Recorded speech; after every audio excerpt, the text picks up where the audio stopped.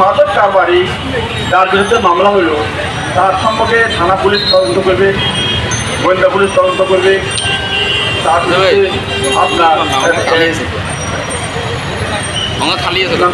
যারা আছে border guard media তারা তদন্ত করবে। কোনোটাই হলো না, উল্টো সাংবাদিক বিরুদ্ধে মামলা হয়ে গেল এবং মামলাটা সরাসরি হয়ে গেল, সরাসরি টিভিতে চলে গেলেন। আমরা এর তীব্র নিন্দা জানাই এবং আমরা এই মামলাটা পরিষ্কার জন্য দাবি জানাচ্ছি। আমরা চাই যে কারা তাদের আশ্রয় প্রশ্রয়ে এই মাদক কারবারি এত সাহস পায়।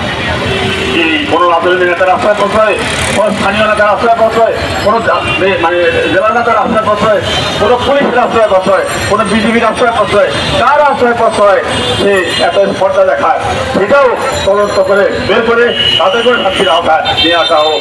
আমরা চাই ওই মাদক কারবারি। আমার একটি প্রশ্ন তৈরি হয়েছে যে একজন চিহ্নিত মাদক কারবারি যে নিজেকে আত্মস্বীকৃতি দিয়েছে, আপনারা বয়সে শুনেছেন ফেসবুকে যে সে বলছে যে সীমান্তে তার চোরা কারবারি করাটাই তার পেশা। এই পেশাদার মাদক কারবারির মামলাটি আমলে নিয়েছে আদালত।